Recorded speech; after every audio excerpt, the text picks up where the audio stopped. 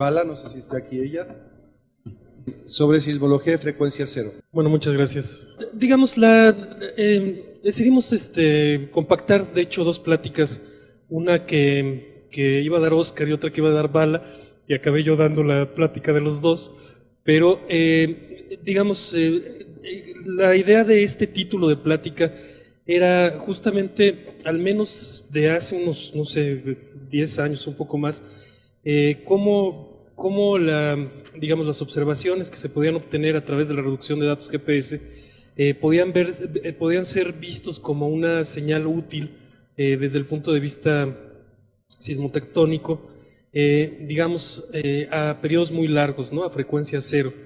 Digamos, este título de frecuencia cero resultaba seguramente válido hasta los nuevos desarrollos que permiten tener tasas de muestreo muy altas y aproximarse desde luego a sismómetros, como decía Vladimir, ¿no? Sismómetros de tasas altas de muestreo, usando GPS, ¿no? Que tiene una ventaja sustancial, que lo mencionó Scholli en su plática, que es justamente recuperar directamente el desplazamiento a frecuencias, por ejemplo, de 5 Hz. Esto no es trivial con sismómetros o acelerógrafos, porque tiene implicaciones de índole de integración numérica, en la que, por ejemplo, si uno integra dos veces una señal de aceleración, como veremos así en un momento, hay un error numérico que se acumula y provoca una señal que no sabemos qué tan cierta es. Si el procesamiento de tasas altas de GPS, de registro de GPS, permite una resolución suficiente, evita el problema de la integración o de la doble integración, y podemos tener pues desplazamientos reales en el terreno a frecuencias donde ya, para interés, digamos, sismológico en términos de lo que hacemos para temblores grandes, por ejemplo, como por ejemplo el cálculo del tensor de momentos, o inclusive las inversiones cinemáticas de la ruptura, o desde luego la estimación de magnitud, o quizás hasta la localización, ¿no? De temblores, pues esas tasas de muestreo son suficientes para llevar a cabo gran parte de estas tareas. Bueno, aquí desde luego pues es una compilación de algunos de los trabajos que se han hecho en el Departamento de Sismología y de algunas de las personas, bueno, aquí representadas, que han participado en nuestros trabajos. Desde luego, pues todos estos colegas han estado involucrados en estos. Entonces, ¿por qué le llamamos de frecuencia cero? Bueno, aquí hay tres gráficas, un acelerograma, la integración de ese acelerograma, una integración numérica de ese acelerograma que está en la parte de abajo, y luego aquí la primera integral de estos tres registros, ¿no? Son tres registros de aceleración en la componente norte, este y vertical. Aquí la primera integral de estos tres registros, y aquí la segunda integración, o sea, la integración numérica de estos tres registros, y se puede ver la componente norte, este y vertical. Digamos, estas señales integradas, estas señales de desplazamiento, pues son justamente muy útiles para muchos de los análisis en términos de detalle de la fuente, por ejemplo, que se hacen en la sismología. De tal manera que si uno tiene recuperadas frecuencias muy bajas de estas señales, uno puede, pues por ejemplo, determinar cuál es la deformación permanente que provoca un temblor, un gran temblor en la superficie. Y eso es muy importante. Por ejemplo, en el caso del sismo de 1985 cerca de la costa, hay evidencia, ¿no? Física que un uplift de la costa de al menos 1 metro, si no mal recuerdo, en alguna zona cercana a la región epicentral. ¿Cómo se ve eso? Pues porque se ve en la costa, ¿no? Se ven las conchitas que antes estaban sumergidas en el mar, y luego 1 metro, después del sismo, 1 metro arriba. Esa deformación permanente, pues puede ser recuperada desde luego con los GPS. He mencionado que ahora se puede recuperar mucho más que eso, pero digamos históricamente se recuperaba pues esa deformación permanente. De tal manera que si uno tiene dos mediciones de GPS con un periodo entre ellas largo, pues lo que está viendo es la deformación permanente, ¿no?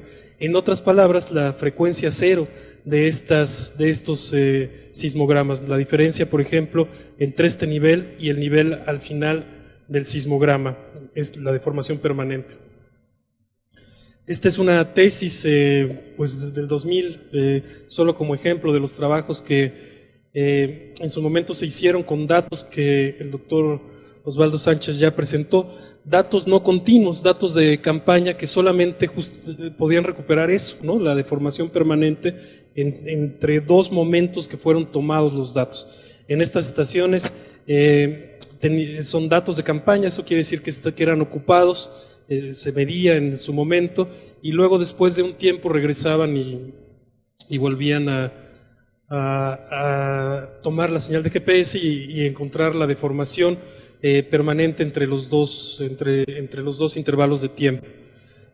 Yo me salí un momentito en la plática de Osvaldo, pero no sé si lo comentó que Osvaldo tiene especialmente suerte para que le toquen los temblores en el campo, porque ahí estaba en la zona epicentral cuando ocurrió el sismo del 95, si no me equivoco, y también cuando ocurrió el sismo del 2003 andaban por ahí. De tal manera que, bueno, los vectores observados en gran medida se pueden atribuir justamente al desplazamiento, a la deformación permanente que provocó este sismo grande, por ejemplo, el sismo de 1995. Bueno, una aplicación, digamos, que tiene que ver con esto de la sismología de frecuencia cero, que luego puede ser extrapolado al detalles para tasas más altas de muestreo, son justamente estos sismos silenciosos de los que Vladimir habló, ¿no? Esta es la señal, la posición para una estación donde se tiene una señal de GPS a lo largo de muchos años, que está cerca de Acapulco, al noroeste de Acapulco, en la que se puede observar, digamos, uno esperaría que en el periodo intersísmico, dado que no ha ocurrido un temblor importante en la zona de la Brecha Guerrero, el periodo intersísmico tuviera una dirección, en este caso al norte, con una tasa dada, ¿no? Aquí Vladimir ya habló de la tasa de acumulación o esta pendiente, pues. Sin embargo, pues ahí estos colegas en algún momento observaron que de repente la señal de GPS cambiaba de dirección sin aparentemente un sismo que lo explicara. Y bueno, pues con observaciones de otros lugares también digamos, se llegó a una conclusión en la que este cambio de dirección tenía que deberse a la ocurrencia de una deformación, de un deslizamiento entre las dos placas, por ejemplo, pero que con una velocidad muy, muy lenta, ¿no? En lugar de segundos, pues varios meses, y que pudieran explicar esto. Bueno, desde luego, este problema, digamos, lo que invita a pensar es dónde ocurren esos deslizamientos. De qué tamaño son, digamos, los deslizamientos que provocan las deformaciones en la superficie. Y en algún momento estuvimos trabajando justamente con este problema. Lo que usamos fue un método, una formulación que propuso Okada en 1992, en donde un plano de falla que está embebido en un semiespacio, si uno coloca un desplazamiento sobre ese plano de falla, uno puede calcular de manera exacta, ¿no? Con esas suposiciones, cuál es la deformación en la superficie debido a un deslizamiento dado en el plano de falla. Y bueno, pues aquí nosotros, digamos, propusimos para explicar, por ejemplo, un sismo lento ocurrido en el 2002, un plano de falla que tuviera una geometría pues sencilla, pero que al menos explicara, por ejemplo, el cambio de pendiente de la placa subducida en la zona central de Guerrero, y dividimos el plano de falla en pequeñas subfallas. Tiene una gran ventaja el método, porque el método digamos, si uno lo plantea bien, los efectos de cada una de las subfallas pueden ser sumadas linealmente, de tal manera que el vector de deformación observado en la superficie es la suma de los efectos de cada una de las subfallas con su desplazamiento, su deslizamiento correspondiente. Entonces usamos este método o esta formulación, este plano de falla, usamos estas funciones de transferencia, más que funciones de Green, funciones de transferencia entre cada subfalla y la superficie entre cada estación. Es una formulación sencilla donde inclusive podemos incluir el rake, ¿no? Si tenemos un deslizamiento a lo largo del lechado, del rumbo de la falla y a lo largo del lechado de la falla, podemos descomponerlo en dos partes y podemos inclusive encontrar en su momento la dirección de deslizamiento en cada subfalla. Esto, bueno, digamos como método de inversión, usamos el método de inversión de Simulated Annealing para obtener los deslizamientos. Estas son nuestras... aquí están los datos, sí, estos son los datos que se observaron para el sismo lento del 2002, solo como un ejemplo. Esto se ha repetido no solo por el grupo de investigación del instituto, sino por otros grupos de investigación. Y aquí se puede observar los vectores que indican las direcciones del sismo lento. El tamaño del vector, desde luego, indica el tamaño de la formación. Y los vectores azules indican la tasa de acumulación, esa pendiente que se veía, pero anualizada, digamos, es una aproximación. E hicimos una inversión usando el esquema que rápidamente les conté, usando una geometría como la que ven aquí, en subfallas no regulares, no como las había mostrado, sino subfallas rectangulares, pero que tenían diferentes tamaños. Y lo que encontramos, bueno, para la parte del sismo lento era, en su momento, que había un deslizamiento pequeño en la parte más profunda del plano de falla. Aquí está la trinchera y aquí está, digamos, tierra adentro.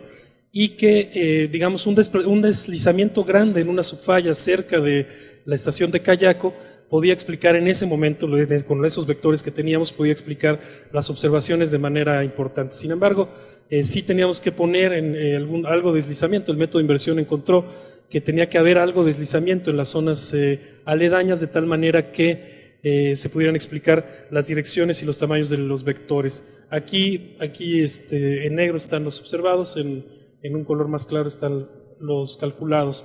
Y aquí la componente vertical de los vectores no representada aquí, que aquí solo está la horizontal. Y bueno, pues era digamos, un ajuste que más o menos nos dejaba tranquilos.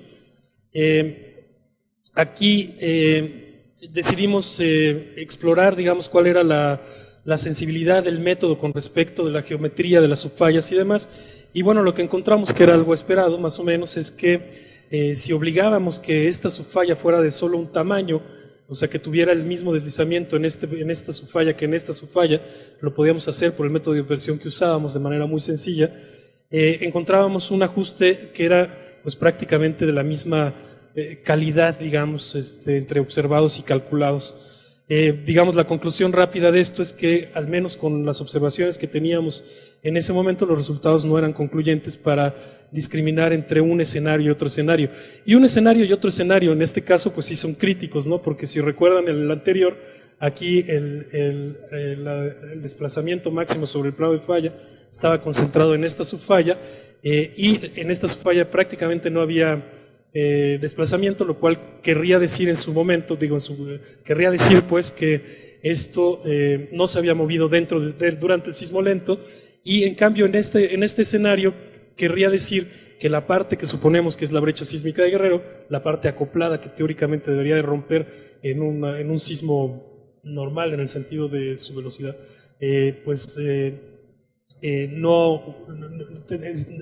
hubiera, digamos, deslizados en ese momento con el sismo lento. Bueno, se modeló la fase intersísmica y se obtuvieron ahí, bueno, los resultados que se ven. Aquí lo que hicimos fue digamos, el mismo cálculo que vieron antes, pero para una malla densa, en el plano de falla que habíamos propuesto, con la geometría que propusimos.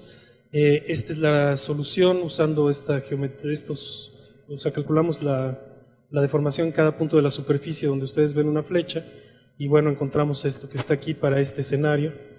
Y lo hicimos para los dos escenarios, para el modelo A y el modelo B, tratando de encontrar, digamos, cómo saber dónde poner estaciones. Ese era el objetivo, dónde deberían de estar las estaciones para encontrar la mayor sensibilidad, ¿no? Si restamos la deformación superficial del modelo A y del modelo B, lo que obtenemos es este residual que ustedes ven aquí abajo, donde indica que la diferencia entre los dos modelos sería muy importante en algunas zonas determinadas, ¿no? Que tiene que ver desde luego con la geometría que se estableció, pero que tenía que ver también con un perfil, digamos, que atravesara, digamos, de norte a sur, más o menos, esta idea. Bueno, esto era para una de las componentes, para la norte-sur, para la este-oeste, y esto para la componente vertical, que parecía muy, muy sensible a justamente la posición y podría, digamos, distinguirse entre los dos escenarios. Aquí una muestra de la figura anterior, A-B, y si no me equivoco, aquí fue donde el doctor Kostoglodov, bueno, junto con sus colegas, pusieron estaciones pues justamente en esta zona sensible, ¿no? Creo que no, la verdad es que nunca vieron estos resultados, pero de todos modos atinaron muy bien a ponerlo ahí, las estaciones. De tal manera que en estos sitios ahora hay estaciones, ¿no? Bueno, aquí simplemente una muestra de periodos largos de tiempo en donde se ve que este fenómeno que habíamos visto en el 2002 y en el 98 también, pues es, como decía el doctor Kostoglodov, un fenómeno recurrente que se ha estudiado, pues digamos, más o menos en detalle. Aquí algunos resultados de un grupo de colegas de Francia y, bueno, resultados para varios sismos lentos, ¿no? Una cosa importante que no dijo Vladimir por tiempo seguramente, es que a pesar de que sí aparentemente tienen esta regularidad de 4 años, estos eventos no se pueden explicar, digamos, tan fácil como una repetición, ¿no? Tal cual, espacial, de los desplazamientos sobre el plano de falla con respecto del tiempo, ¿no? Entonces parece que sí cambian, digamos, no sé, al menos la forma quizá el máximo está cerca, pero la forma de estos parches cambia, ¿no? Con cada uno de los sismos lentos. Óscar Castro, quien es estudiante del posgrado, estudiante del doctorado, está ahora estudiando este sismo lento del 2014, o sismo silencioso también, ¿no? Les dicen. Yo creo que es mejor decirle sismo silencioso. Y, digamos, está usando un esquema similar al que habíamos usado, pero tiene dos modificaciones importantes. Una es que en el esquema que está usando Óscar ya no es un semiespacio, ¿no? Les había mostrado que el plano de falla está embebido en un semiespacio, pero ahora el plano de falla puede estar embebido, digamos, en un medio donde hay capas planas. Digamos, cambiamos el método de cálculo de las funciones de Green y podemos ahora considerar este modelo, que es un poco más complejo, un poco más realista quizá, y también hay un problema del que, bueno, pues no hablé claramente, pero que es muy, muy importante en la inversión de estos datos, y es la no unicidad. Y resulta que si uno deja libre completamente la inversión, pues puede encontrar una gran cantidad de modelos que explican las observaciones. Digamos, en teoría de inversión, pues es un problema mal condicionado, donde el número de datos no es suficiente, la resolución espacial, digamos, o la distribución espacial de los datos no son suficientes para encontrar, digamos, por sí solos modelos que que tengan sentidos físicos. Y bueno, pues hay un problema de no unicidad fuerte que intentamos reducir, digamos, el problema de no unicidad, asumiendo en una primera instancia que el deslizamiento está concentrado, en este caso, por ejemplo, en parches elípticos, ¿no? Entonces, Oscar lo que está haciendo es tratando de encontrar un patrón de deslizamientos que explique las observaciones, pero que estén concentrado solamente en este momento estamos usando un par de elipses en el plano de falla. Bueno, aquí estas son pues básicamente las observaciones del sismo lento del 2014 nuevamente. Hay que decir que hay un problema importante, hay un problema adicional en este caso en particular, pero hay un problema importante siempre, y es que no es muy claro dónde medir los puntos donde empieza el sismo lento y donde acaba el sismo lento para encontrar el desplazamiento permanente o el desplazamiento provocado por el sismo lento, ¿no? Digamos, son puntos cada una de las posiciones, uno por día, que tiene un error asociado, y que bueno, se han propuesto varios métodos para encontrar cuáles son el tamaño de estos vectores y la dirección de estos vectores, pero pues sigue siendo un problema. En el caso en particular del sismo lento del 2014, resulta que también coincide con el sismo rápido, pues, o el sismo normal, no normal en términos de la falla, sino el sismo rápido justamente de Papanoa, ¿no? Que ocurrió también en el 2014, y entonces adicionalmente a la señal del sismo lento está montada esta señal en algunas de las estaciones, esta señal del sismo, que bueno, pues también es un reto, digamos, quitarla o quitar estaciones para no considerar. Algunos de los resultados preliminares que presentó Oscar hace algunos meses, creo que ya tienen nuevos resultados, con los cuadritos bien que no habían gustado. Pero creo que tiene nuevos resultados en un análisis que estamos haciendo con más cuidado, y por cierto, usando ya también estaciones de la red que Enrique Cabral opera en esta zona. Bueno, además, pues, aquí los ajustes para aquella inversión que ustedes vieron. En general, el método de inversión es muy poderoso, ¿no? En el sentido de que ajusta frecuentemente lo que uno le ponga como observaciones. Sin embargo, el problema está en cómo está planteado el problema inverso y el condicionamiento de este problema.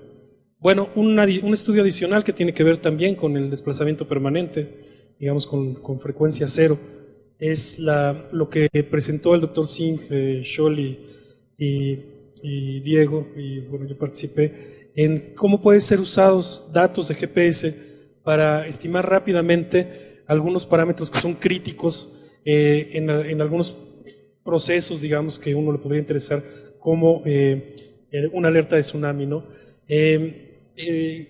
Digamos, era más o menos claro, pero en este trabajo, en un par de trabajos, fue muy claramente estudiado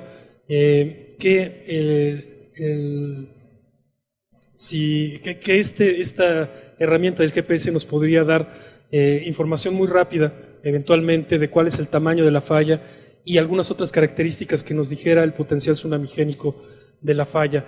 Digamos, estimar MW, la magnitud de momento sísmico, usando datos convencionales, usando análisis convencional, pues por más rápido que lo hagamos, tiene un tiempo importante, o sea, algunos minutos, ¿no? Varios, ¿no? 10 minutos o algo así es lo que nos lleva actualmente. Y esos 10 minutos, digamos, por ejemplo, para la alerta de un tsunami local, son demasiado como para tomar previsiones. Entonces, esta es una manera alternativa, digamos, para estimar en primera instancia el tamaño de la falla, el momento sísmico y, por lo tanto, el potencial tsunamigénico, la posición de la falla, ¿no? Bueno, aquí, desde luego, si todo esto funciona, si uno tiene datos GPS cercanos a la falla, hay una cosa muy importante, ¿no? Digamos, en frecuencia cero, la escala de magnitud no satura, ¿no? Sabemos, ¿no? En sismología que las escalas de magnitud las determinaciones de magnitud son un problema, especialmente cuando se miden amplitudes de sismogramas filtrados, porque se puede subestimar el tamaño de la magnitud. Sin embargo, si se utiliza la frecuencia cero, el desplazamiento permanente, este problema no existe. Esto puede ser usado en datos GPS, observado en datos GPS. Y bueno, pues aquí la formulación, por cierto, la formulación es la misma no la misma, el corazón del método es el mismo, el método de Okada, en donde se puede después, o más bien a partir de una geometría de la falla y un deslizamiento sobre el plano de falla, estimar cuáles son las deformaciones en la superficie. Algo que demostramos en esta figura es que esta es la señal GPS en sus tres componentes debido a un deslizamiento sobre este plano de falla con un rake en esta dirección, y se puede observar pues aquí la componente en esta dirección, la componente Y, es pues muy sensible al tamaño de la falla, ¿no? a la extensión de la falla, ¿no?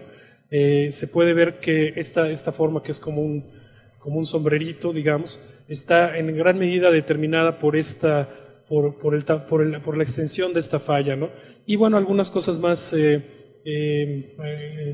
sensibles, como este cambio de pendiente en esta señal de GPS a lo largo de esta dirección. Si lo vemos en un corte que va en la dirección que entra el pizarrón en este caso, lo que vemos es el plano de falla, el corte del plano de falla, o el plano de falla aquí con su ángulo real, y cómo se comporta a lo largo de la dirección Y, cómo se comportan las diferentes vectores de GPS, ¿no? UZ, UY, y UX es prácticamente cero. Bueno, hay algunas suposiciones que se tienen que hacer para tener muy rápidas estimaciones. Una de las suposiciones es asumir que se conoce el ancho del sismogénico de la zona, ¿no? Entonces, digamos, en términos de inversiones, incorporar información a priori, aunque en términos estrictos es imponer un sesgo, pero para un cálculo rápido pues es importante. ¿Cuál puede ser la profundidad máxima, el echado, el módulo de rigidez? Asumir que el plano de falla es conocido, ¿no? Lo cual, por ejemplo, para la zona de subducción mexicana, aproximadamente uno puede pensar que sí. Y luego algunas consideraciones de determinación de la geometría, por ejemplo, si el largo de la falla es menor que el ancho de la falla, entonces, el ancho de la zona sismogénica, entonces se considera que la falla es cuadrada, ¿no? Algunas, digamos, casi reglas de dedo para estimar cuál es el largo de la falla en términos de la señal de UY, ¿no? La que se veía, el sombrerito.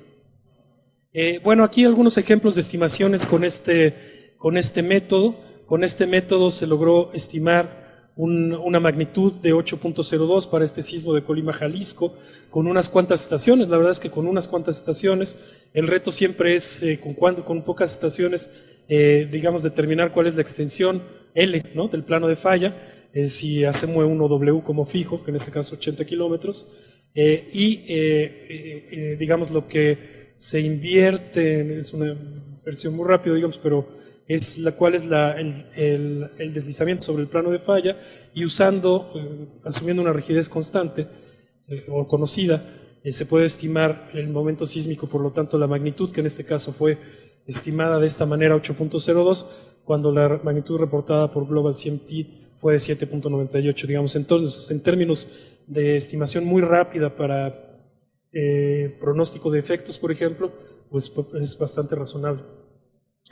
Para otro de los sismos que habló Osvaldo, se estimó con el mismo método y las consideraciones que les he mencionado, una magnitud de 7.4, mientras que Global CMT prácticamente 7.5. Bueno, aquí otro ejemplo que se usó para Tokachi Oki, funcionó pues muy bien en este caso, ¿no?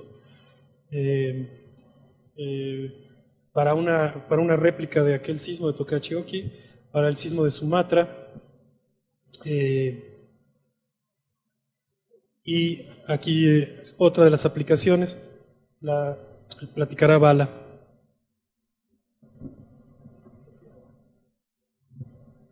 Sí, voy a hablar rápido para que todos podamos salir de aquí, pero voy a hablar un poco de la inmersión cinemática de la fuente sísmica. Y ahí es tal vez una dirección un poco diferente de lo que han hablado muchos, pero ahí lo que nos interesa pues no es como la diferencia entre lo que tenemos antes del sismo y después, pero más bien queremos saber, pero ¿qué es lo que pasa durante el sismo? ¿Por qué se rompe? ¿Cómo se mueve la fractura? ¿Por qué para? ¿Por qué algunos sismos son pequeños? ¿Por qué algunos son grandes? Y para poder contestar todas estas preguntas, lo que tenemos que estimar de alguna manera es la ruptura, es ver cómo se propaga la ruptura durante el sismo. ¿Y cómo entra el GPS a esto? Pues aquí hay una película chiquita que hicieron, y eso ya va a ser la red de GPS de Japón.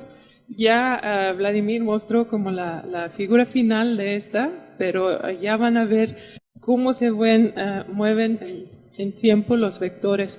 Y ahí al lado izquierda tenemos los desplazamientos horizontales y al lado derecha tenemos desplazamientos verticales. Y ahí la flecha abajo es 1 metro, para que tengan una idea del tamaño de este movimiento. A ver si lo podemos hacer. Aquí sí. Porfis, QuickTime not disponible. Ok, bueno, sí, porque pero fue otra compu. Ok, bueno, es muy bonita la película, pero no la vamos a ver. Pero ahí realmente para describir con mis manos lo que pasó, pues ahí lo que se empieza a ver ahí en la... ¿Cuál sería este? Sí. Ahí a la mitad se empiezan a mover los vectores hacia la fuente que estuvo aquí. Y luego lo que se ve realmente son las ondas sísmicas, cómo se propagan a lo largo del arreglo, y se ve cómo los vectores no solo van desde el principio hasta su localización final, pero más bien se ve cómo se ondulan para llegar a su lugar final. Y esos realmente son los sismogramas, pero al vez de mostrarlos como líneas, pues ahí son los vectores. Y por eso en este caso, pues los GPS realmente estaban actuando como sismómetros. Y pues ¿cómo utilizamos los sismogramas? Pues lo que queremos es, como ya han visto muchas veces aquí, pues queremos saber cuál en la falla, si esto es la falla y cada una de estas son las subfallas, si rompen dos partes a diferentes tiempos, si vemos en una dirección, el sismograma generado se va a ver diferente que en la otra dirección. Y lo que queremos es este mapa. Y eso es un mapa que generamos para el temblor de Sumatra. Justamente ya han visto todos los vectores para este temblor, pero no solo vimos eso como justamente es el desplazamiento final relativo la posición final relativo a la posición inicial en la falla. Pero eso no solo causó movimiento cerca, pero esas son medidas de GPS. Lo puse porque es como medio interesante, que en toda esta zona tan lejos de la fuente, pues vimos movimientos estáticos en todas estas estaciones. Y para referencia, estos son 5 milímetros. Y por eso aquí en India vimos movimientos de 1 centímetro de movimiento estático por este temblor grande. Y ven que estos son como 1100 kilómetros entre estas dos líneas. La fuente fue aquí, pues eso son casi 2000 kilómetros de la fuente a estas estaciones. Y por eso, pues un temblor así grande, pues causa desplazamientos en pues una zona muy grande. Y aquí lo que vemos ya, la otra parte fue la parte de pura sismología, pero aquí lo que vemos es otro estudio muy similar, pero aquí utilizando solo el GPS, esos son los datos observados y aquí esos son ya como modelos, otra vez GPS, pero aquí viene la conexión con la sismología. Eso ya es el modelo del deslizamiento en la falla producido o estimado utilizando solo sismogramas. Y lo que se ve aquí es estos son los vectores GPS observados y esos negros son los que son predecidos por los sismogramas. Y ahí se ve que pues no capturamos todo el movimiento. Y aquí pues han hecho otra vez la inversión, pero ahora utilizando solo los vectores de GPS. Y es uno de los modelos, pero ahí se ven que al menos la dirección ya es mucho mejor para los vectores. Y eso es como para poner énfasis en lo que la sismología sabe mucho del tiempo en lo que pasa la ruptura, pero sabe mucho menos de la localización. Al contrario, estos movimientos estáticos, como son mediciones desde cerca, y estos son mediciones desde lejos, pues de cerca se puede saber mucho, con mucho más detalle dónde ocurren las cosas. Y realmente cuando no es hasta que juntamos los dos, las observaciones sismológicas y las observaciones geodéticas o las observaciones de campo cercano, que podemos empezar a contestar estas preguntas que queremos saber de la física de la fuente sísmica. Y aquí es uno de estos ejemplos de que cómo se ven estos deslizamientos en la falla si solo utilizamos uno de los grupos de datos. Y eso es para el temblor de Nias que ocurrió justo al lado del temblor de Sumatra unos meses después. Y aquí vemos el deslizamiento en la falla utilizando solo datos sísmicos. Y aquí ven las fronteras de la ruptura y por eso nos dice en qué tiempo se rompió cada parte de la falla. Aquí lo que vemos eso es utilizando solo GPS y de hecho medidas de corrales que también pudieron estimar qué tanto se subieron los corrales. Y aquí lo importante es que faltan los circulitos de la ruptura. ¿Por qué? Porque no era GPS de alta tasa, ¿no? Ahí es continuo, pero es como una muestra por minuto o algo así, y no es una muestra por segundo. Y por eso es más bien, pues no tenemos la información del tiempo, pero si juntamos todo, podemos tener una estimación buena de los dos, de dónde ocurrió el deslizamiento y cuándo.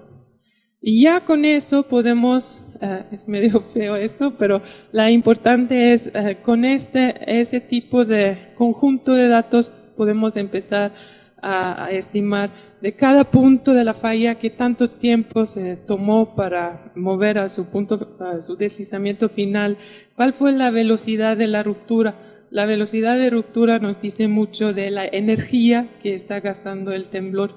Y por eso ahí podemos llegar a resultados realmente mucho más interesantes. Okay. Aquí otra sí. Aquí hay también, eso es el deslizamiento para el temblor de Ometepec, estimado esto solo con datos lejanos y esto con datos cercanos. Eso es de acelerogramas en el campo cercano. Y lo que se ve es con datos lejanos, pues hay mucho menos detalle. Y eso es donde el GPS de tasa alta empieza a ser súper interesante, porque el problema de los acelerogramas, como mostró Arturo, es que es muy difícil estimar bien la diferencia o el desplazamiento total, pero se ve muy bien los detalles. Y por eso, solo para poner énfasis en esto, que con datos de GPS continuo de alta tasa cerca de los temblores, podemos llegar a deslizamientos mucho más confiables y mucho más detallados de los temblores. Y aquí otra vez, eso es también una inversión conjunta del deslizamiento en la falla, ahora es para el temblor de Papanoa, y ahí lo que nos causó mucha tristeza es que realmente en este caso solo tuvimos un vector. Y, por ejemplo, aquí hay una estación, pero por mala suerte, pues no estaba registrando. Y esta estación es justamente donde pensamos que el deslizamiento máximo es. Y por eso, si hubiéramos tenido una medida ahí, hubiera sido otra vez mucho más confiable. Y por eso ahí es como un anuncio de que queremos más GPS cerca de donde ocurren los sismos. Y por eso, pues al fin, para acabar, no sé si querías decir algo más, pero pues para nosotros que hacemos sismología, el GPS pues es cada vez más importante y realmente es cada vez más importante para nosotros que normalmente utilizamos datos completamente diferentes, pero ya el GPS está llegando a nuestro campo. Y la resolución de los resultados es fuertemente dependiente de la densidad de la red cerca a las fuentes sísmicas. Y por eso, si ponen más GPS, que sean en la costa. Gracias.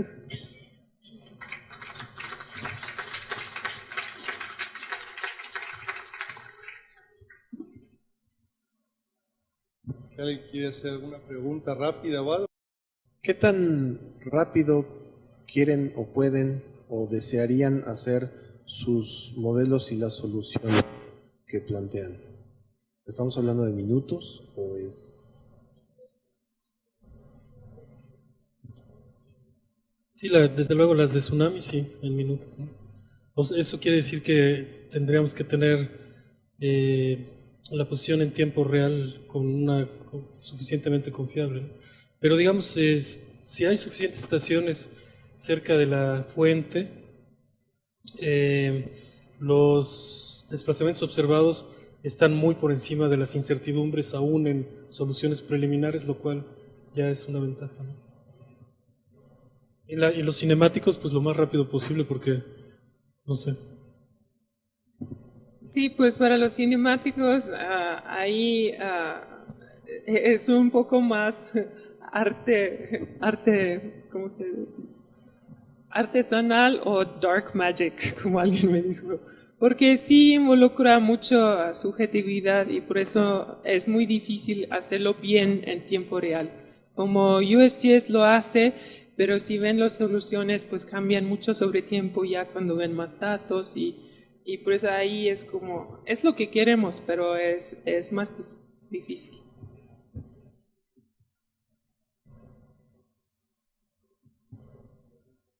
Una última pregunta para irnos. Buenas tardes, mi duda es, todas las charlas estuvieron muy interesantes y hablaban sobre datos GPS, pero en muy pocas vi sobre qué elipsoide la sismología prefiere trabajar. O sea, tengo duda en ese aspecto. O sea, el receptor GPS nos da una altura elipsoidal, pero sobre cuál es conveniente trabajar y analizar todo este tipo de datos.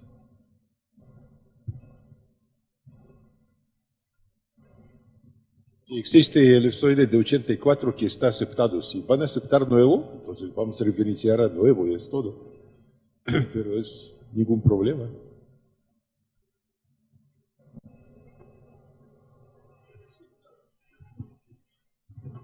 Algo que creo que es importante es que en las soluciones de sismología tú no necesitas una referencia total o fija, como sería el elipsoide, sino más bien es algo dinámico y la referencia que tomas es el tiempo de origen del temblor.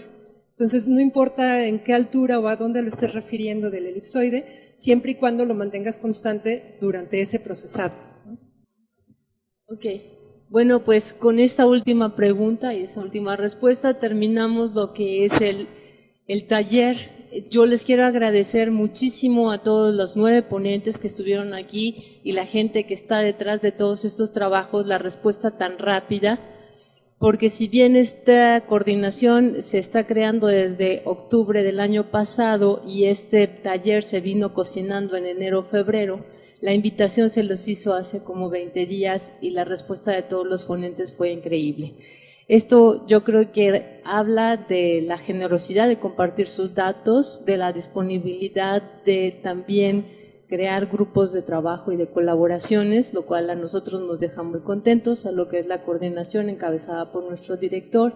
Y también les agradezco mucho a todas las personas, a los estudiantes e investigadores que estuvieron aquí, que mostraron su interés en esto. Yo creo que va a haber una segunda parte, probablemente más intensa, de más trabajo. Y pues simplemente muchísimas gracias por todo su apoyo, yo en particular, de verdad, gracias a todos los ponentes por su disposición. Y bueno, los invitamos probablemente a una nueva, no taller 2, que será en unos cuantos meses, seguramente. Muchas gracias, un aplauso a todos los ponentes.